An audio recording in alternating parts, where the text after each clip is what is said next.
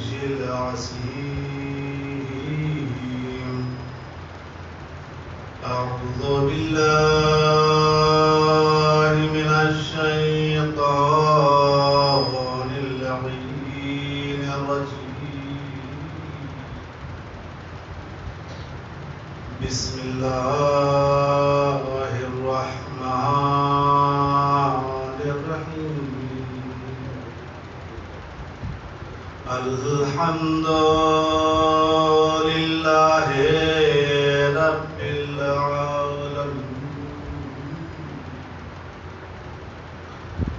الذي لا يدركه بعد الإيمان ولا يناله غوث الفتان الذي ليس لصفته حد محدود ولا نعت موجود ولا وقت معدود ولا أجل والصلاة والسلام على أشرف الأنبياء والمرسلين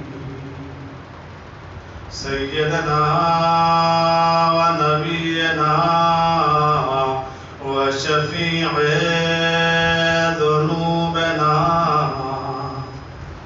وحبيب وطبيب نفوسنا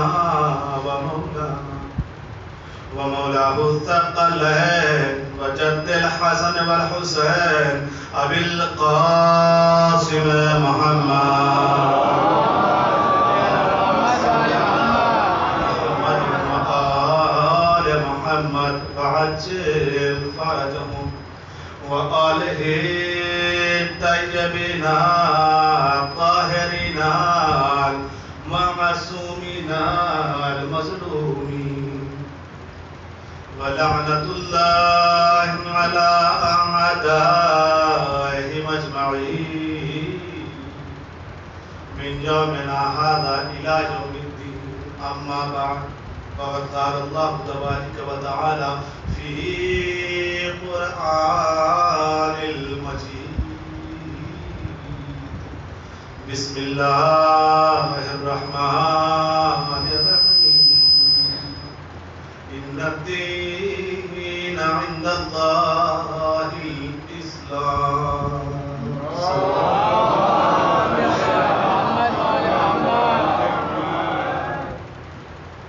حضرات کرام آواز آ گئی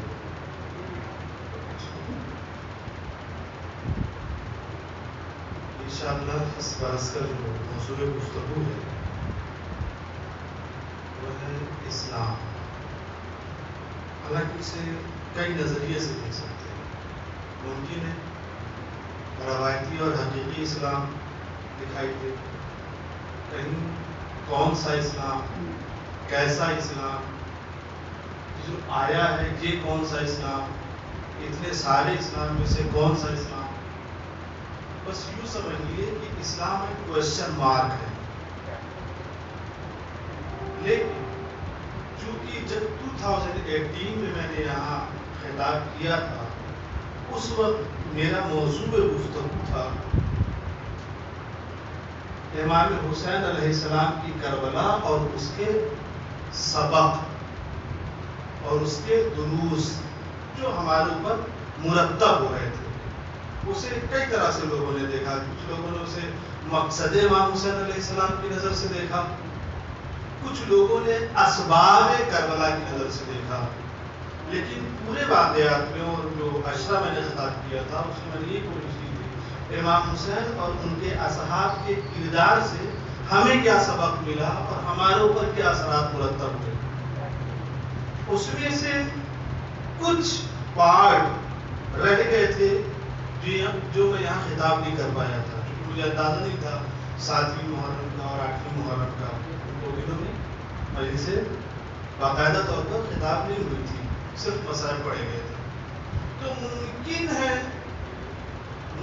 ہے ان موضوعات کو بھی کہیں نہ کہیں اس عشرے میں سمیٹ لوں تاکہ وہ کمپلیٹ ہو جائے کچھ حد تک. ممکن ہے دشمن شناسی کو عنوان سے بھی ہو سکتا ہے، اس چیز کو میں لے کر کے آپ لوگوں کے سامنے پیش کروں. اس سے پہلی گزارش یہ ہے کہ چونکہ جو موضوع میں نے منتخب کیا اور جس آیت کا انتخاب کیا ہے، اس آیت پر بہت سے لوگوں نے خطاب کیا ہے. دو بزرگ عالم کی کتابیں میری نظروں کے سامنے سے گزری. ایک مولانا صادق حسن صاحب پاکستان کے، انہوں نے اس آیت پہ گفتگو کی ہے، اور ایک مولانا نقل صاحب کی گفتگو، انہوں نے بھی اس آیت پہ گفتگو کی ہے. ممکن ہے کہ ان کی کتاب یا ان کی مجالس سے کچھ نکات آپ لوگوں کے سامنے، ویسے آپ لوگوں کو اس سال اندازہ ہو گیا ہوگا کہ میں اگر کسی کا پیش کرتا ہوں اس کا نام لینا ضروری سمجھتا ہوں.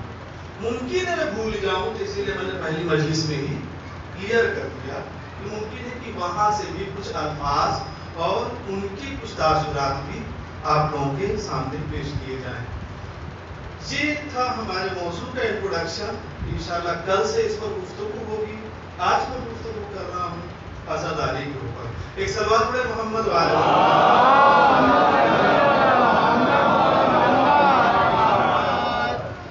ہر زمانے میں ہمارے ائمہ نے عزاداری کو فروغ دیا، الگ الگ طریقوں سے.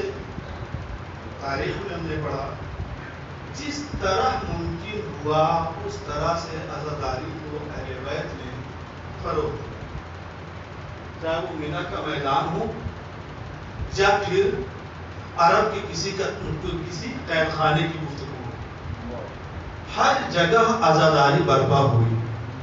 تاریخ اہل بیت پڑھ کر یہ بات ضرور سمجھ میں آئی کہ جگہ تو تبدیل ہو سکتی ہے لیکن عزاداری میں تبدیلی نہیں آ سکتی. غور فرمایا آپ نے. ممکن ہے حالات کبھی آپ کو روڈ پر پہنچا دیں اور ممکن ہے حالات کبھی آپ کو قید خانے تک پہنچا دیں، لیکن جس کا تعلق کربلا سے ہے، جس کا تعلق امام حسین علیہ السلام سے ہے، اس کو نہ تو کسی جگہ کی ضرورت ہوتی ہے نہ کسی موسم کی ضرورت ہوتی ہے، بلکہ میں یوں کہوں کہ ہر عزادار کا دل اپنے آپ میں ایک عزا خانہ بن جاتا ہے، اور اسی عزا خانے کو لے کر کے ہم فرش عزا تک پہنچتے ہیں. یہی وجہ ہے کہ اس عزاداری کی عظمت اور اس عزاداری کی فضیلت ائمہ نے بیان کی ہے. خود امام علی رضا علیہ السلام کہ میرے جد بزرگوار کی عزا برپا کرو، اللہ تمہیں اجر عظیم عطا کرے گا. اچھا یہیں تک بات نہیں ہے. میں ایک واقعہ پڑھ رہا تھا. علامہ گرو جردی کا نام سنا ہوگا آپ لوگوں نے، بہت بڑے عالم گزرے. یہ درس دے رہے تھے بچوں کو، اسٹوڈینٹس بیٹھے ہوئے تھے، اور جس وقت کا یہ واقعہ ہے اس وقت آلریڈی ان کی عمر 80 برس کی ہو رہی تھی. 81 میں تھے، ظاہر ضعیف تھے، عمر زیادہ ہو چکی تھی. بھائی 80 سال میں انسان کیسا ہوتا ہے، نقاہت ہوتی ہے، کمزوری ہوتی ہے، ضعیفی آ جاتی ہے. ایک طالب علم نے ان سے پوچھا، آقا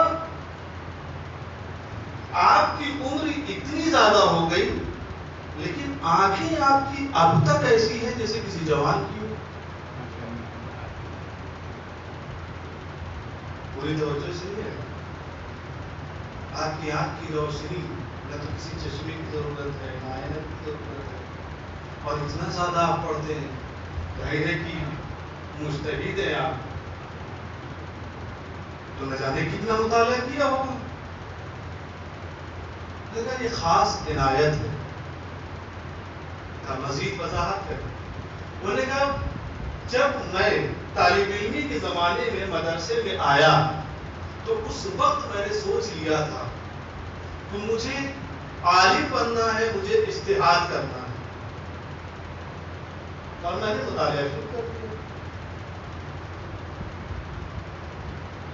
لیکن جیسے جیسے وقت گزرا میری ابتدائی دور میں ہی میری آنکھوں کی روشنی ظاہر ہونے لگی.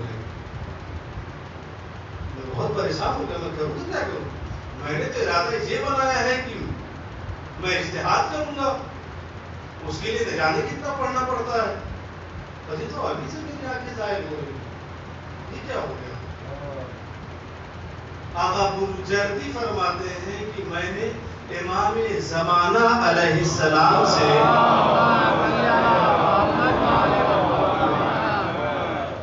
توسل کیا. مولا یہ کیا ہو رہا ہے میرے ساتھ؟ مولا یہ ہمارے ساتھ کیا ہو رہا ہے؟ ہم تو اتنا مطالعہ کرنا چاہتے ہیں, ہم تو دین کی خدمت کرنا چاہ رہے ہیں, اور ابھی سے اگر میری آنکھیں ظاہر ہو جائیں گی تو پھر میں آگے کیسے پڑھ پاؤں گا؟ کہتے ایک روز امام آئے اور انہوں نے مجھے دوا بتائی. دوا سنیں گے کیا ہے؟ واقع فرماتے ہیں چند روز کے بعد میرے جد بزرگوار کے اربعین ہے. میرے جد کا چہلم ہے, اس میں کسی عزادار کے جسم سے ٹپکتے ہوئے خاک آلود پسینے کو اپنی آنکھوں پہ مس کر لینا, بس اتنا کہنا تھا. آقا بروجردی فرماتے ہیں کہ چند روز کے بعد اربعین امام حسین علیہ السلام تھا. میں خاموشی سے جلوس میں گیا, ماتم کرنے والوں کو غور کرنے لگا. اس میں ایک ماتم کرنے والا مجھے ایسا نظر آیا جو نہایت خلوص اور خضوع اور خشوع کے ساتھ امام حسین علیہ السلام کا ماتم کر رہا تھا. گرد اس کے اوپر پڑ رہی تھی, اس کے پسینے کے ساتھ ساتھ اس کی گرد ٹپک رہی تھی. میں نے وہ گرد اٹھائی, اپنے آنکھوں سے ملی. اس دن کا روز اور آج کا روز کبھی بھی میری آنکھوں کی روشنی پر کوئی اثر نہیں پڑا. معلوم ہوا جب امام حسین علیہ السلام کے عزادار, جب امام حسین علیہ السلام کی یاد میں ماتم کرنے والے کے پسینے میں اتنی صفا ہے تو امام کی روزے میں کتنی صفا ہوگی. سلام پڑھے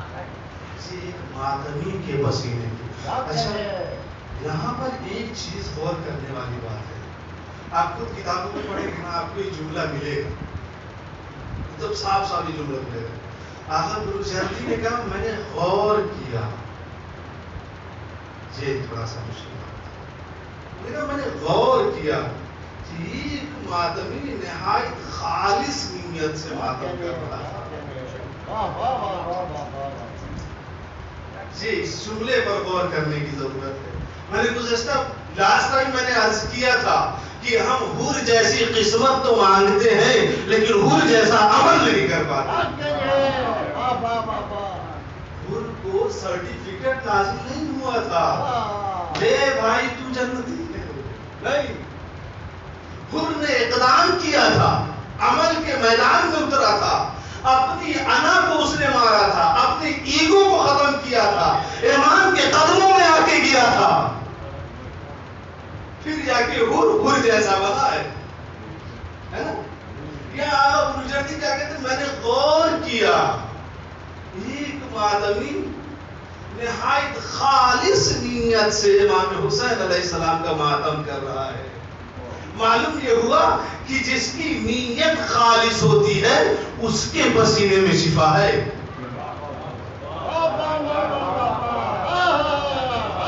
امام نے اس ماتمی کے لیے نہیں کہا جو نامحرموں کے سامنے اپنے آپ کو ریا کر دے رہا ہو.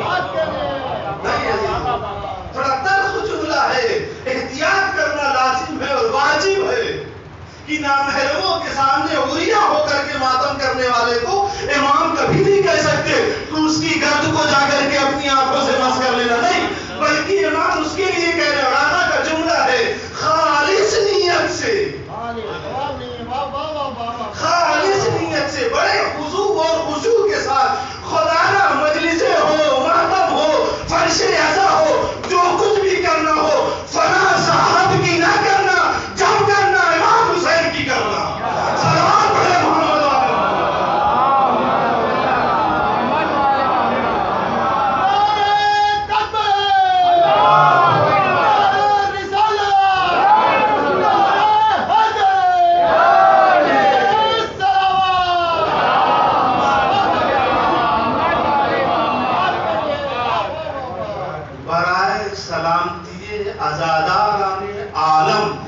محمد و آل محمد صلوات۔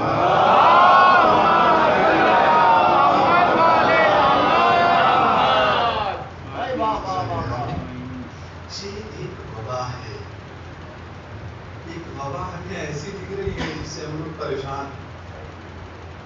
یہ بھی ایک ٹاپک ہے، کوئی کہہ رہا ہم نہیں مانتے، کوئی کہہ رہا ہم نہیں مانتے، میں ہمت سے کہہ رہا ہوں اب میں مان کے ہوں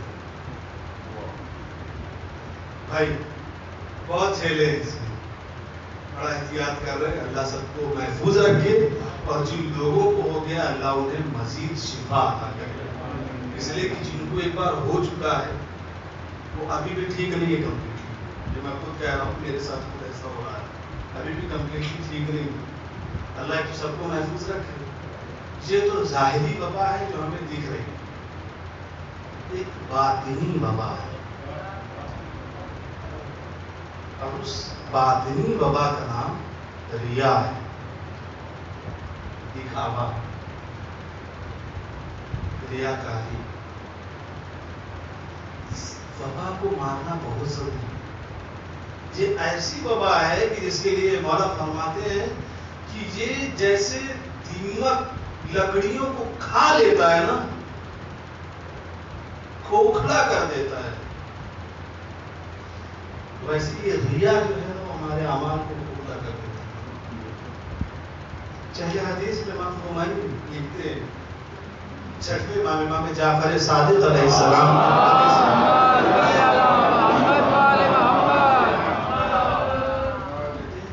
ریا ایک شرک ہے،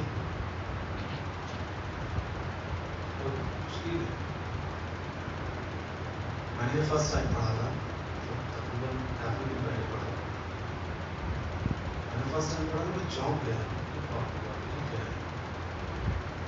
معلوم ہے اللہ کی بارگاہ میں ایک ایسا گناہ ہے جس کی معافی کبھی نہیں ہے ہی نہیں، اور وہ کون سی ہے؟ شرک۔ مشرک کی معافی کبھی نہیں۔ امام فرماتے ہیں ریا شرک ہے، اچھا اس کا اجر بھی کچھ نہ ملنے والا ہے، اور ایسے نہیں ہے کہ اگر جب ریا کاری کی تو اللہ اس کا اجر نہیں دے گا، نہیں، وہاں تو پاسا ہی پلٹ جائے گا۔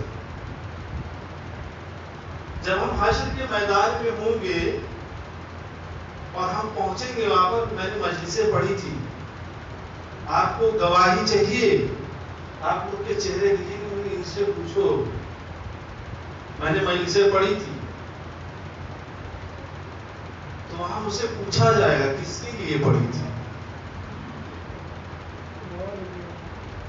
سوال کس کے لیے پڑھی تھی؟ جس کے لیے پڑھی تھی اسی سے اجر مانگو، پورا پاسا ہی پلٹ جائے گا۔ اللہ ہم تو تیری بارگاہ میں رحم کی بھیک مانگنے آئے ہیں، تو مجھ سے پلٹ کے کہہ، اچھا ٹھیک ہے کچھ کم کر دے، سمجھ میں آ جائے بات، کچھ تو دے دے، کہا تجھے دوں تو کیسے دوں، جس کے لیے پڑھی تھی اس سے جا کے مانگ۔ نماز کس کے لیے پڑھی تھی؟ جس کے لیے پڑھی تھی اس سے جا کے اجر مانگ۔ اگر میرے لیے پڑھتا تو میں اجر دیتا۔ عزاداری ہم کر رہے ہیں، کس کے لیے کر رہے ہیں؟ اگر میرے لیے کر رہے ہو تو میں تو وہاں خود بھکاری بنا کھڑا رہوں گا،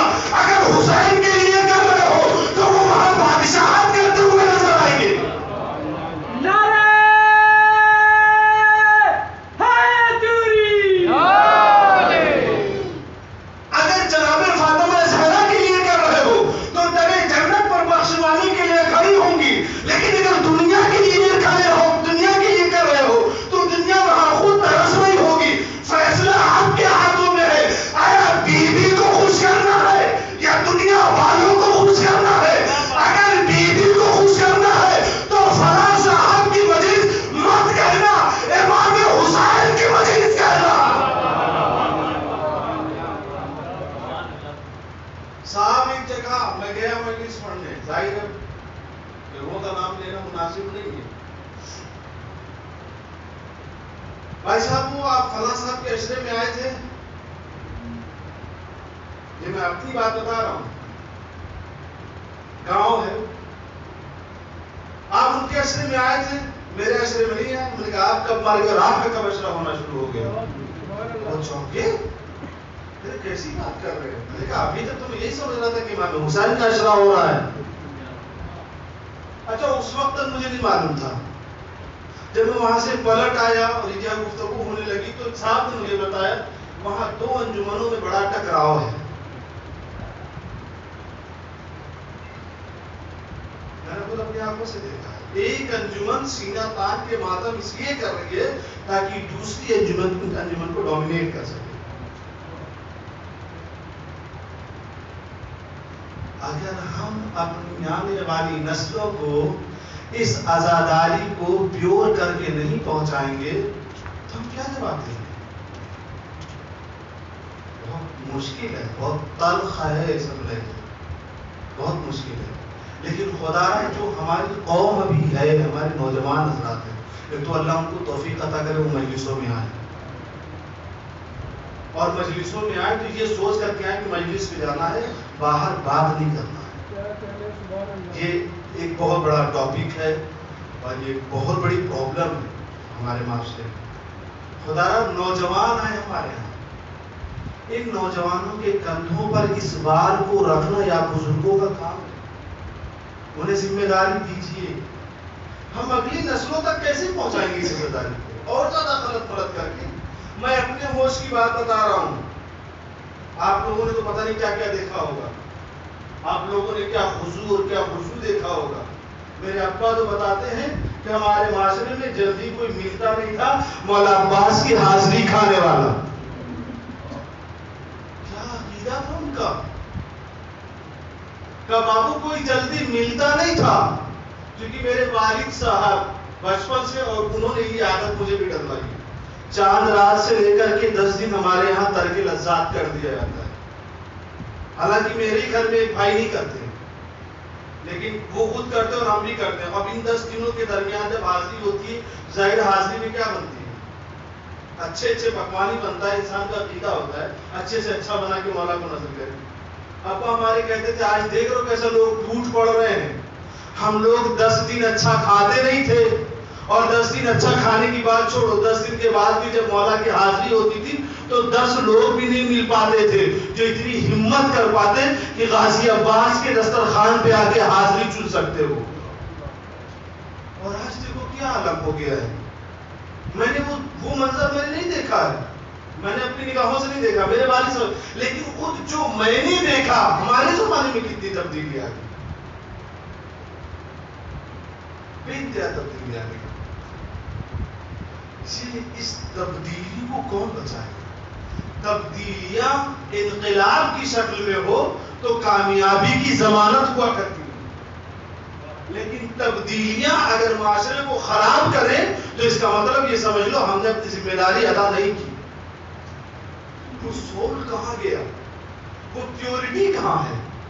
اچھا ایسا نہیں کہ میرا یہ سوال کرنا کہ ہے ہی نہیں، آج کی تاریخ میں بھی ایسے بہت سارے لوگ ہیں جن کے اندر وہ سچی عقیدت ہے، نوجوانوں میں بھی ہے، لیکن میجورٹی اس سے محروم ہے۔ اس میجورٹی کو بچانا ہے مجھے۔ اچھا ان کی بھی پرابلم نہیں ہے، ان کا یہاں پر جو حصہ ہے نا یہ بالکل ہم لوگوں نے بلائنڈ چھوڑ دیا۔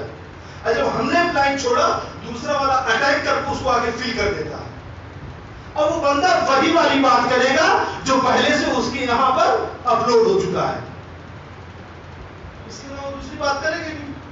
ہم بلائنڈ کیوں چھوڑے اپنے نوجوان کے ذہنوں کو؟ ہم کیوں نہیں اس میں اپلوڈ کرتے عزاداری کے طریقے کو، عزاداری کی عظمت کو؟ ہم کیوں نہیں فیڈ کرتے اس میں؟ یہ ہماری اور آپ کی ذمہ داری ہے۔ ایک جملہ ہے جو شاید میں نے آپ کے یہاں کبھی بیان کیا یا نہیں کیا مجھے نہیں معلوم، لیکن یہ میرے لیے بھی بہت وزنی جملہ ہے کہ ہم یہ تو ہمیشہ سوچتے ہیں کہ جب بھی ہمارا حساب کتاب حشر سب کچھ ہو جائے گا تو آخری پڑاؤ پہ بی بی زہرا مادر سادات جناب فاطمہ زہرا کھڑی ہوگی.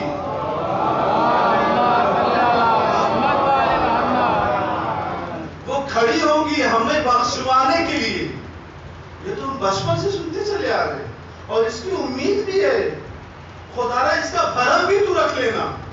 لیکن کیا کبھی میرے ذہن میں یہ سوال نہیں آتا کہ کہیں پلٹ کے بی بی وہیں پر ہم سے سوال نہ کر لے تجھے عزاداری ایسے ملی تھی اور تو نے عزاداری کو ایسے بنا دیا تھا. تجھے عزاداری اس لیول پہ ملی تھی اور تو نے اپنی نسلوں میں خیانت کے ساتھ پہنچا دیا. اس سوال سے ڈر نہیں لگتا. عزاداری ہی ایک ایسا ذریعہ ہے کہ جس کے ذریعے ہم دنیا تک دین اسلام کی اشاعت کر سکتے ہیں. بعض روایتیں کہ چھٹویں امام سے بھی ہے لیکن جو میں نے پڑھا کتاب میں وہ 8ویں امام سے میں نے پڑھا. چاند رات نمودار ہوئی، چاند نمودار ہوا چاند رات کو امام علی رضا علیہ السلام اپنے گھر سے باہر سال میں نکلے. اس حال میں نکلے کہ سر پہ امامہ نہیں، پیروں میں نالین نہیں، گریباں چاک ہے. احباب و اقربا نے بھی سوال کیا مولا سب خیر تو ہے؟ کہا نہیں خیر تو نہیں ہے. کہ تمہیں نہیں معلوم محرم کا چاند نمودار ہو گیا؟ کہاں نمودار ہو گیا؟ مولا فرماتے میں نہیں چاہتا جیسے لوگوں نے غدیر کو بھلا دیا ویسے لوگ کربلا کو بھلا دیں. غور فرما رہے آپ؟ جیسے لوگوں نے غدیر کو بھلا دیا ہے ویسے لوگ کربلا کو بھلا دیں. یہ جملہ اپنے آپ میں بہت اہم ہے. اسے یوں ہی نہ جانے دیجیے گا. اس کا مطلب یہ ہے کہ جب زمانہ غدیر بھولا تو کربلا واقع ہو گئی. اگر کربلا لوگوں کے ذہنوں سے نکلنے لگی تب کیا ہوگا؟ سمجھ رہے ہیں کہ نہیں سمجھ رہے؟ آج بھی کربلا ہم فیس کر رہے ہیں. میں نے لاسٹ ٹائم کی سے میں نے چیز عرض کی تھی کہ امام حسین علیہ السلام کا ایک فقرہ قیامت کی سرحدوں سے جا کے بھی لے آیا کربلا کو، لے جا کر کے وہاں تک پہنچا دے رہا ہے. حسین جیسا یزید جیسے کی بیعت نہیں کر سکتا. یہ فقرہ صرف کربلا کا نہیں ہے، یہ فقرہ پوری کربلا کو قیامت کی سرحدوں سے ملا رہا ہے. ہر زمانے کا حسین ہوگا اور ہر زمانے کا یزید ہوگا. کبھی بھی حسین جیسا یزید جیسے کی بیعت نہیں کر سکتا. یہ ایک علامت ہے، یہ ایک دلیل ہے. آج بھی کربلا ہو رہی ہے، آج بھی یزیدیت ہے اور آج بھی حسینیت ہے. ہمیں اور آپ کو یہ ڈیسائیڈ کرنا ہے، طے کرنا ہے کہ ہم کس پالے میں کھڑے ہیں. اس لیے کہ ظاہراً تو مکے والے حاجی تھے. امام نے حج کو عمرے میں تبدیل کر کے بتایا یہ حاجی نہیں بلکہ نواسہ رسول کے قاتل ہیں. ایسا تو نہیں، ہم بھی وہی غلطیاں کر رہے ہیں کہ ظاہراً ہم اپنے آپ کو کچھ اور دکھا رہے ہیں اور باطناً ہم کچھ اور ہیں. ایڈمیشن ہم نے مینجمنٹ بھی لیا ہے اور ڈگری ہم انجینئرنگ سے لینا چاہ رہے ہیں. کہ ایسا تو نہیں ہو رہا ہے نا؟ ہمیں اس پر غور کرنا ہوگا. یہ ہم اور آپ خود ہی غور کر سکتے ہیں. اور الحمدللہ یہ جو زمانہ چل رہا ہے نا، یہ زمانہ بڑی تبدیلیوں کا زمانہ ہے. جو ریشیو نوجوانوں کے دلوں میں انقلاب پیدا ہونے کا پہلے تھا اس سے ڈبل ٹرپل اور بھی زیادہ، یعنی 400% 500% زیادہ ہو گیا آج کو جو انقلاب برپا ہو رہا ہے. پہلے زمانے میں اتنا انقلاب نہیں ہو رہا تھا.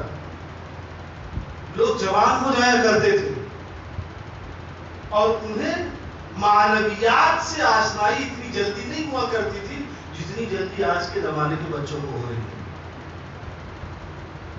آج بہت بڑا انقلاب ہو رہا ہے, بہت تبدیلیاں آ رہی ہیں. بہت ہمارے بچپنے میں ہم جیسے بچوں کو سوال کرنے کی نہ ہمت ہوا کرتی تھی, اور اگر ہمت ہو بھی جاتی تھی تو اجازت نہیں ہوا کرتی تھی. میری عمر زیادہ نہیں ہے بھائی صاحب, ہو سکتا ہے 34 برس کا ہوں.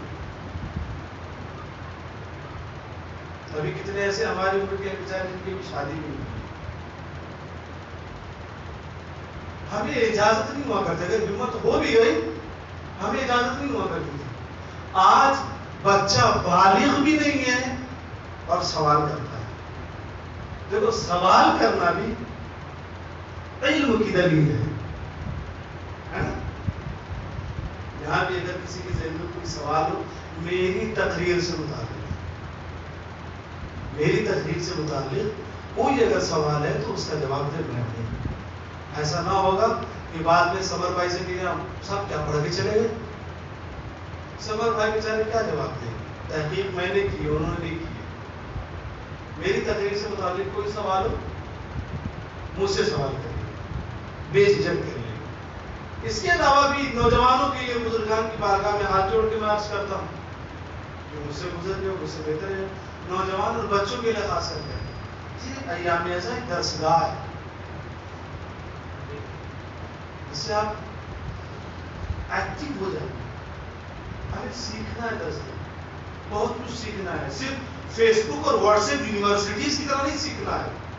آزاداری میں اور سوشل میڈیا میں فرق ہے تھوڑا سا. وہاں بھی علم بانٹے جا رہے ہیں, یہاں بھی علم بانٹے جا رہے ہیں.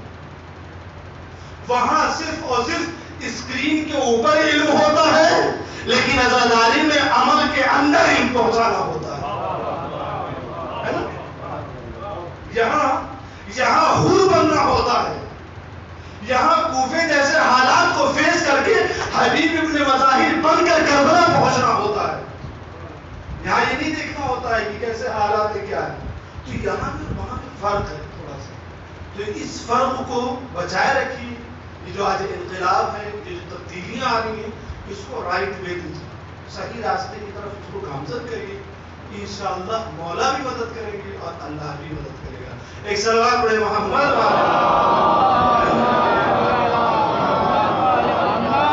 نہیں, مجھ سے کہا گیا ہے کہ بہت ہی مختصر سے گفتگو کیجیے گا. اچھا, ویسے بھی آپ لوگ جانتے ہیں 40 منٹ سے زیادہ گفتگو نہیں کرتا ہوں. ظاہر ہے کہ یہ کچھ گزارشات تھی جو آپ لوگوں کو بارگاہ میں پیش کرنا تھا. امید کرتا ہوں میں اوپر میں بیٹھا ہوں, اس لیے میں حق سمجھتا ہوں کہ آپ لوگوں کی بارگاہ میں گزارش کروں, اور شاید کچھ تھوڑا بہت خطے میں ادا ہو سکے. اور انشاءاللہ کل سے مکمل گفتگو ہوگی موضوع پہ. ظاہر ہے کہ اب ہم سبھی لوگ آمادہ ہو چکے ہیں. کل کا دن گزرا ہے, میں نے بھی دیکھا, آپ لوگوں نے بھی دیکھا. میں اپنی کیفیت بیان کر رہا ہوں کہ میں گھر سے نکلا کالے کپڑے لے کر کے. محلے میں پاس میں ٹیلر کی دکان ہے, وہاں پر اس کو پرچم کی شکل میں سلوانے سے گھر کے اوپر لگا سکتے. جیسے ہی دروازے سے باہر نکلا, روڈ پہ آیا, سامنے چاند تھا. اس کیفیت کو جو میں نے محسوس کیا ہے, اس سے پہلے کبھی نہیں. عام طور سے ہوتا یہ تھا کہ چاند رات کو ہی جہاں اشرا پڑھنا ہوتا تھا چلا جاتا تھا, زیادہ تر یہی ہوا. لیکن کل جیسے ہی باہر نکلا میں نے چاند دیکھا, اور چاند دیکھنے کے بعد ایک عجیب سی کیفیت محسوس کی. مجھے مدینہ یاد آیا. میں نے پرچم سلوایا, پرچم لے کے گھر میں آیا, عجیب سے ماحول میں الجھا ہوا تھا. تو سوال کیا ہوا, سب خیریت ہے؟ میں نے کہا ہاں, میں نے پرچم لگا دیا ہے اوپر چھت کے اوپر. لیکن جب میں گھر سے باہر نکلا, میں نے چاند دیکھا تو مجھے عجیب سی کیفیت محسوس ہوئی. ہم یہاں سناٹوں میں ہیں، لیکن مدینے والے کہتے تھے کہ ہم محرم کا چاند دیکھ کر نہیں سمجھتے تھے کہ محرم کا چاند نکلا ہے۔ مجھے یاد آنے لگا کہ جناب فاطمہ زہرا کے گھر سے گریہ کی آواز بلند ہو جایا کرتی تھی، لوگ سمجھ جایا کرتے تھے کہ محرم کا چاند نکلا۔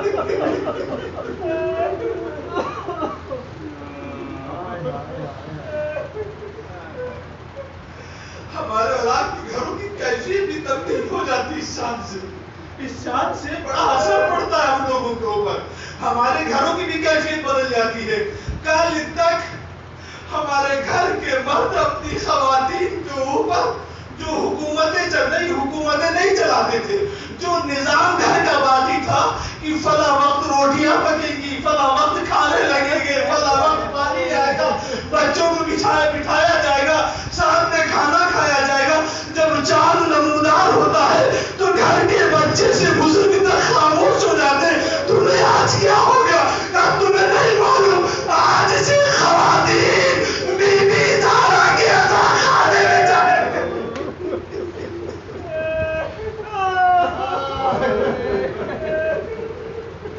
اب ہمیں اس بات کا خیال نہیں ہے کہ ہمیں کس وقت روٹی ملتی ہے، کس وقت دانا ملتا ہے، کس وقت کھانا ملتا ہے، ہمیں اس کی کوئی پرواہ نہیں ہے۔ ہمیں پرواہ یہ ہے کہ ہم بی بی زہرا کو پرسا کیسے پیش کریں۔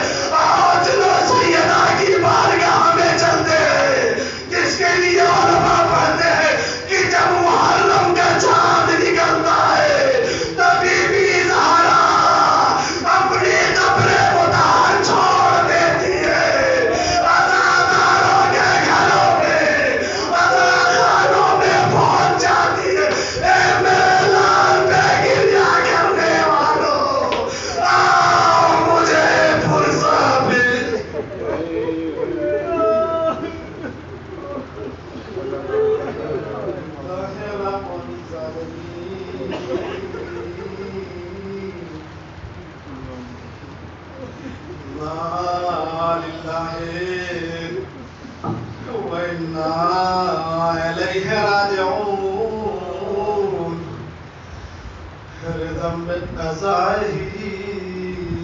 تسلیما لامرہ الہی بحق زہرا وبیہا وبعلہا وبنیہا۔ میرے اللہ اس برس ہم سب کو ایسا عزادار بنا دے جیسا بی بی زہرا دیکھنا چاہتی ہیں۔ میرے اللہ اس برس بھی ہم امام حسین علیہ السلام کی عزاداری کو جی کھول کے کر سکیں۔ میرے اللہ جو بیمار ہو ان کو شفا عطا کر، جو بیروزگار ہو ان کو روزی سے لگا، جو بے اولاد ہو ان کو اولاد نیک عطا کر۔ میرے اللہ اس ایام عزا میں ہمارے اعمال اس لائق بنا دے کہ ہم سب امام کے لشکر میں شامل ہونے لائق ہو جائیں۔ میرے اللہ میرے آخری امام کے ظہور میں تاجیل فرما۔ میرے اللہ ہماری عبادتوں کو قبول فرما۔ ماتم حسین